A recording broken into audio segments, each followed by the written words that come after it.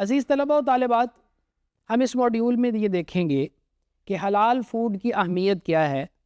اور حلال فوڈ کی جو پوری صنعت بن گئی اس کی کیا ضرورت پیش آئی کہ ہم حلال کے سٹینڈرڈز دیں اور حلال کے لیے اتنی زیادہ تفصیلات فراہم کریں۔ تو عزیز طلباء و طالبات، سب سے پہلی بات تو یہ ہے کہ ہمیں یہ معلوم ہونا چاہیے کہ حلال ہر اس چیز کو کہا جاتا ہے جس کا کھانا اور پینا شریعت نے جائز قرار دیا ہے۔ گویا حلال کا جو فوکس ہے وہ زیادہ کھانے اور پینے پر ہوتا ہے۔ یوں تو شریعت کا جو حلال اور حرام کا نظام ہے وہ زندگی کے تمام شعبوں پر محیط ہے، لیکن سب سے زیادہ اس کا جو تعلق بنتا ہے وہ کھانے اور پینے کی چیزوں کے ساتھ بنتا ہے، اور ان چیزوں کا حلال ہونا یہ قرآن و سنت ہی کی بنیاد پر ہوتا ہے۔ حلال وہ ہے جس کو اللہ اور اللہ کے رسول نے حلال قرار دیا، اور حرام وہ ہے جس کو اللہ اور اللہ کے رسول نے حرام قرار دیا۔ پھر اسلام نے حلال کے ساتھ ساتھ طیب ہونے کی شرط بھی لگائی ہے۔ قرآن کریم میں مسلمانوں کو یہ حکم دیا گیا ہے اور پوری انسانیت کو یہ حکم دیا گیا ہے، یا ایھا الناس کلوا مما فی الارض حلالا طیبا، یا ایھا الرسل کلوا من الطیبات واعملوا صالحا، یا ایھا الذین آمنوا کلوا من طیبات ما رزقناکم واشکروا للہ ان کنتم ایاہ تعبدون۔ انسانیت کی سطح کے اوپر، ایمان والوں کی سطح کے اوپر، اور ایمان والوں میں خاص الخاص انبیاء کرام علیہم الصلاۃ والسلام کی سطح کے اوپر سب کو یہ حکم دیا گیا ہے کہ حلال طیب چیز کھاؤ، اور طیب کا مطلب ہے کہ وہ چیز صاف ستھری ہو، پاکیزہ ہو اور صحت کے لیے مضر بھی نہ ہو۔ حرام کی واضح تحدید کی گئی ہے اور خاص طور پہ بتا دیا گیا ہے کہ یہ چیزیں حرام ہیں، ان چیزوں کا استعمال مت کرو، کھانے میں پینے میں خصوصی طور پر۔ حلال اور حرام غذاؤں کی بات کی جائے تو شریعت نے واضح طور پہ بتا دیا کہ کچھ جانور حلال ہیں۔ تمام پالتو جانوروں کو جن کو ہم عمومی طور پہ پالتے ہیں، گائے ہے، بیل ہے، بھینس ہے، بکری ہے، بکرا ہے اور اونٹ ہے، ان سب کو حلال کیا گیا ہے۔ اور حرام جانور بھی بتا دیے گئے کہ خنزیر حرام ہے اور تمام درندے حرام ہیں، اور اسی طرح سے پرندوں کے بارے میں بتا دیا گیا کہ یہ پرندے پنجوں کے ذریعے سے شکار کرنے والے یہ حرام ہیں۔ پھر ذبیحہ کی شرائط بتائی گئی کہ جب کسی جانور کو تم ذبح کرو وہ جانور حلال ہے اور اس کو کھایا جا سکتا ہے، لیکن اس وقت جب اس کو شرعی طریقے سے ذبح کر دیا جائے،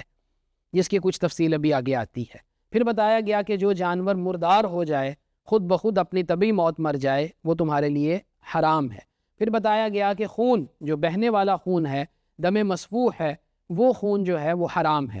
ذبح اسلامی کے اصول بتلائے گئے ہیں، اللہ کا نام لے کر ذبح کرنا، تیز آلے کے ذریعے سے ذبح کرنا، اس جانور کو ذبح کرنا جو پہلے زندہ ہے۔ ایسا نہیں ہے کہ وہ مر گیا ہے اور مرے ہوئے پر چھری پھیر لی جائے اور وہ حلال ہو جائے، اور اس کا خون بہے باقاعدہ، اتنی رگیں اس کی کٹیں۔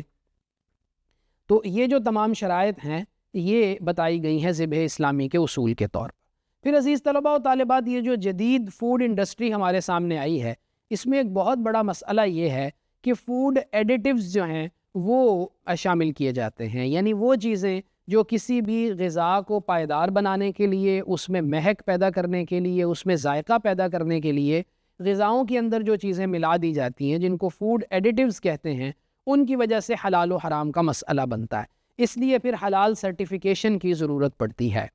اور تمام ایسے اجزاء جو مشتبہ ہیں، جو ڈاؤٹ فل انگریڈینٹس ہیں، وہ اگر استعمال کیے جائیں تو ظاہری بات ہے کہ وہ چیز پھر حرام ہو جائے گی، مشتبہ ہو جائے گی۔ تو اس طرح سے پوری کی پوری ایک حلال سپلائی چین جو ہے اس پہ کام کیا جاتا ہے کہ کوئی چیز فرام فارم ٹو فورک، یعنی وہ فارم سے لے کے اور دسترخوان تک وہ چیز ہر مرحلے کے اوپر حلال ہو، اور کسی بھی جگہ کے اوپر اس میں کسی حرام کی آمیزش نہ ہو۔ اس سب کو دیکھنے کے لیے، اس کو پر غور کرنے کے لیے یہ جو جدید فوڈ انڈسٹری ہے اس کے اندر باقاعدہ ایک نظم قائم کیا گیا، اور یہ دیکھا گیا کہ تمام جو غذائیں ہیں جو اس انڈسٹری کے ذریعے سے وجود میں آ رہی ہیں، ان میں سے کون سی حلال ہے اور کون سی حرام ہے۔ عزیز طلباء و طالبات، اس کے معاشرتی اثرات بھی بہت ہیں حلال فوڈ کے۔ ایک تو پہلی بات یہ ہے کہ یہ دینی ذمہ داری ہے، حلال کھانا ہے اور حرام کو چھوڑنا ہے، یہ ہماری دینی ذمہ داری ہے۔ پھر اسی کے ساتھ ہماری صحت بھی جڑی ہے اور اسی کے ساتھ ہمارے اخلاق بھی جڑے ہیں۔ حرام کے کھانے سے انسان کے اندر جو اخلاق پنپتے ہیں وہ اچھے نہیں ہوتے، حلال کے کھانے سے انسان میں جو اخلاق پنپتے ہیں وہ اچھے ہوتے ہیں۔ پھر صارف کا اعتماد بھی بہت بڑی چیز ہے۔ عزیز طلباء و طالبات، صارف یعنی کنزیومر جو ہے وہ اگر حلال کھانا چاہ رہا ہے تو حلال فراہم کرنا یہ انڈسٹری کی ایک ذمہ داری بھی ہے، اور اپنے کاروبار کو بڑھانے کے لیے یہ ان کی ایک مجبوری بھی ہے۔ اور اسی کے ذریعے سے ایک پوری عالمی حلال مارکیٹ وجود میں آئی ہے جو بلین ڈالرز کی حلال مارکیٹ ہے، اور نہ صرف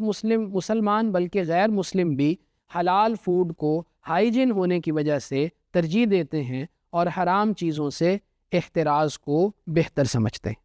تو عزیز طلباء و طالبات،